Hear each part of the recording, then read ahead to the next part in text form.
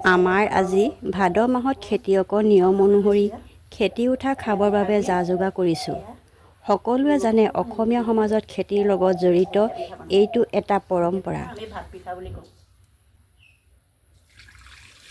প্ৰথমে এয়া হৈছে পিঠাগুড়ি। ইয়াত অলপ নিমখ দি লৈছোঁ। ভালদৰে পিঠাগুড়িৰ লগত নিমখ মিহল কৰি লৈছোঁ। পানী দি ভালদৰে মঠি আছোঁ। এয়া কেৰাহীত পানী বঢ়াই থৈছোঁ। ইয়াতে পানী উতলিলে এটা এটাকৈ দিম। এয়া অলপ সময় মঠাৰ পাছত বেটাৰটো তৈয়াৰী হ'ল। বেটাৰটোৰ পৰা অলপ অলপ লৈ হাতৰ মুঠিত পিঠা প্ৰস্তুত কৰিছোঁ। ইয়াকে মুথিয়া পিঠা বুলি কয়।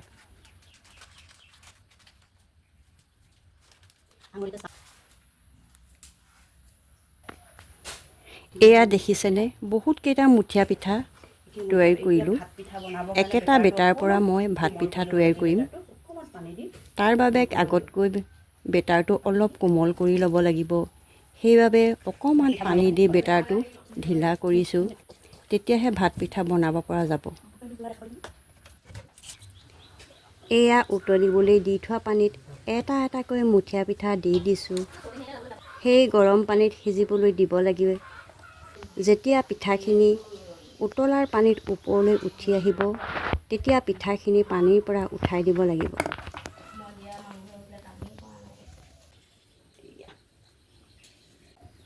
এয়া সিজাৰ পিছত পিঠাখিনি চেকনিৰে উঠাই কলপাতত ৰাখিছোঁ। এতিয়া ভাত পিঠা তৈয়াৰ কৰিবলৈ গৰম হৈ থকা পানীখিনিত কেৰাহীৰ ওপৰত এখন চালনী ৰাখি কোমল কৰি থোৱা বেটাৰটোৰ পৰা অলপ হাতত লৈ হাতৰ তলুৱাই পিঠা বেটাৰটো তললৈ পৰি যোৱাকৈ ঘঁহাই দিব লাগিব। তেতিয়া তললৈ পৰি যাব। সেইখিনি অলপ সিজিবলৈ দিব লাগিব। সিজাৰ পাছত চেকনিৰে পানীৰ পৰা উঠাই দিব লাগিব।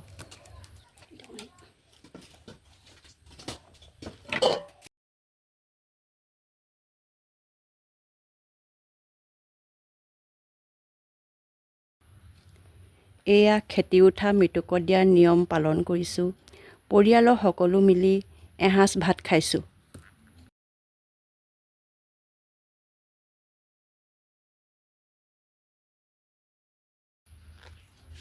কোনে কোনে ভাদ মাহত এই পিঠা খালে বাৰু জনাবচোন।